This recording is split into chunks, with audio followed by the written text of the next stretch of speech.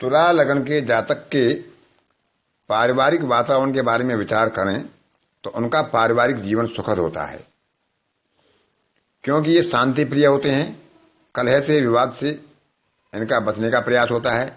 अपने घर को, अपने वातावरण को सुसज्जित और स्वच्छ रखना पसंद करते हैं। सभी सुख सुविधाएं उपलब्ध करने का प्रयास करते हैं। आप अच्छे आभूषण, अच्छे वस्त्र की इनकी आकांक्षा होती है। ऐसे व्यक्ति ऐसा जीवन जीना चाहते हैं कि जिनमें सभी सुख हों, शांति हो। इसलिए अपने घर, परिवार और संपत्ति से प्रेम करते हैं। तुला लग्न वाले जातक स्नेहशील होते हैं, अपनों के लिए त्याग भी करते हैं। अपने अधीनस्थ या ग्राहकों से सामान्यतः ये घर पर मिलना पसंद नहीं करते। ये कार्यालय को कार्यालय और घर को घर ही रखना चाहते हैं, क्योंकि इन्हें साज सज्जा, अच्छे वस्त्र आभूषण की इच्छा रहती है। इसलिए ये अधिक व्ययशील हो सकते हैं। ऐश्वर्य पर, जिज्ञासा पर, अपने सुखों पर अधिक व्यय कर सकते हैं। अल्पव्ययी ये शायद बहुत ही कम पाए जाते हैं। इसलिए इनके हाथ से अधिक धन व्यय हो जाता है। ये उदार भी होते हैं, दयालु भी होते हैं और दान वगैरह में भी बढ़ चढ़ का हिस्सा ले सकते हैं। इनके मित्र दीर्घकालिक होते हैं। जो इनके बार संपर्क में आ जाते हैं वो इनके साथ लंबे समय तक रहते हैं, क्योंकि ये निष्पक्ष, सच्चे, ईमानदार, दयालु, विनम्र और उदार होते हैं। मित्रता सरलता से कर लेते हैं। मित्रों के बिना समय व्यतीत करना थोड़ा कठिन होता है। सूर्य इस लगन के लिए 11वें घर का स्वामी होता है, तो शासकीय कर्मचारियों से, अधिकारियों से इनके संपर्क अधिक होते हैं। ये अधिकांशतः सामाजिक और आर्थिक सफलता दोनों के ही साथ अपने सार्वजनिक जीवन को बिताना चाहते हैं। किसी को आहत नहीं करना चाहते, किसी को चोट नहीं पहुंचाना चाहते। यदि इनके मित्र भी इनके साथ दुर्व्यवहार करते हैं तो उन्हें भी क्षमा करने की क्षमता रखते हैं। इसलिए स्वतः उन्नति को प्राप्त करते हैं और सभी के विश्वास पात्र बनते हैं। यदि सूर्य जो 11वें घर का मालिक है उस पर शुभ दृष्टि हो, पाप ग्रह का प्रभाव ना हो,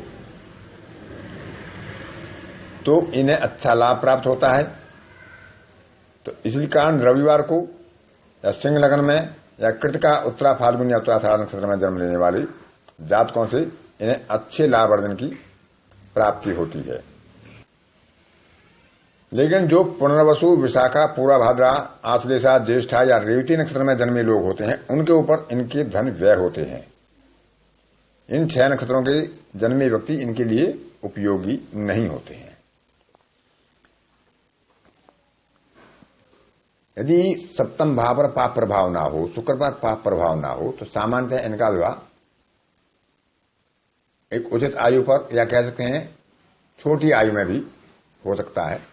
परंपराओं के प्रति इनकी भावना रक्षात्मक होती है। ये परंपराओं को तोड़ना पसंद नहीं करते। तुला लग्न वाले जातक प्रसन्न चित्त होते हैं।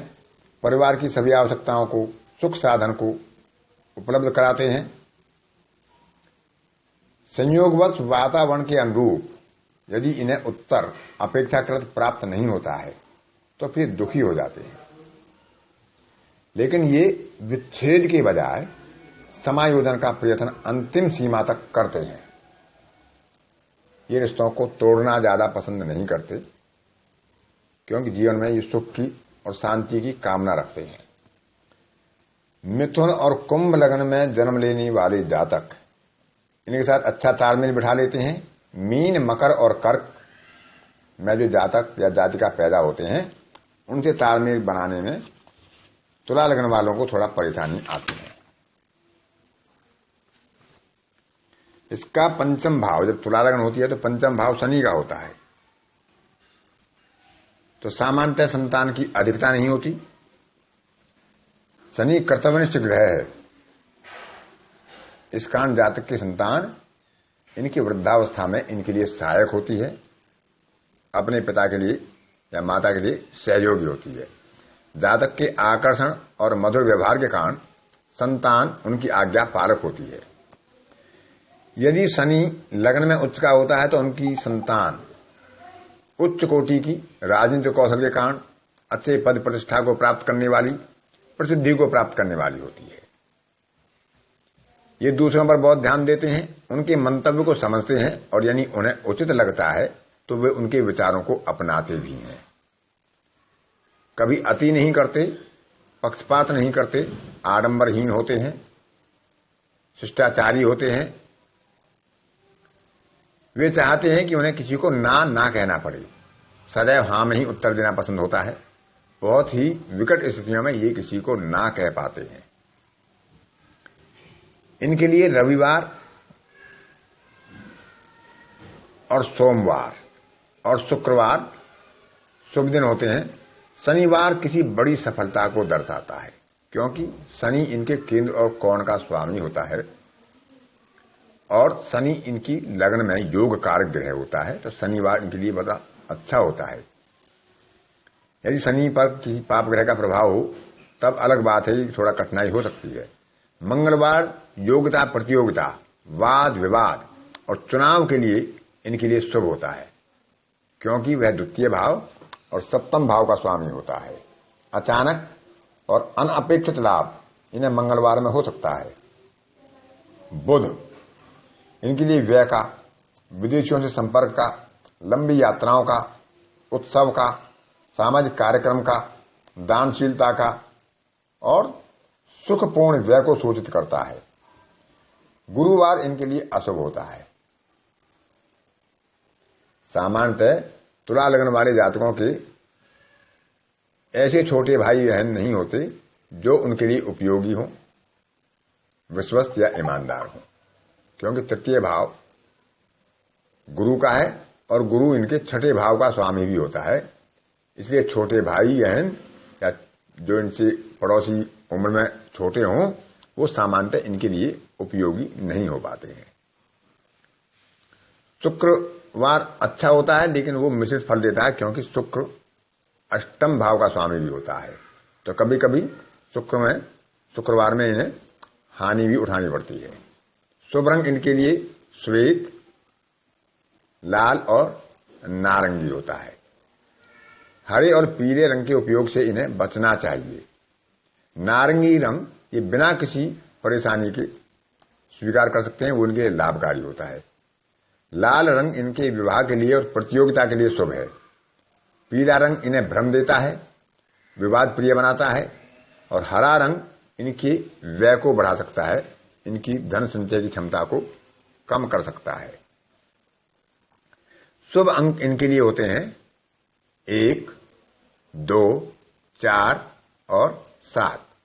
5 अंक इनके लिए हानि का होता है। 6 अंक इनके विरोधी को सफलता दिलाता है। 8 अंक निवेश को सूचित करता है, जिसमें व्यापार किया जाता है, उसमें भी उसे आंशिक सफलता मिल सकती है। 3 अंक जो है वो शत्रुता के लिए और 9 विवाद के लिए। 9 अंक में विवाद होता है, लेकिन फिर भी अंत में सफलता प्राप्त हो जाती है। अब इस लगन का स्वामी शुक्र है और शुक्र का रत्न हीरा है, तो लगन के हिसाब से हीरा इनके लिए शुभकारी होता है। लेकिन क्योंकि अष्टम भाव का स्वामी भी है, तो हीरा पहनने से पहले इन्हें अपनी कुंडली का किसी अच्छे ज्योतिषी से विचार विमर्श कर लेना चाहिए। नीलम इनके लिए बहुत ही शुभ होता है, क्योंकि शनि इनके लिए योग कारक होता है। पन्ना पहनने से भाग्य वृद्धि होती है, लेकिन वो 12वें घर का स्वामी भी है, व्यय की अधिकता हो सकती है।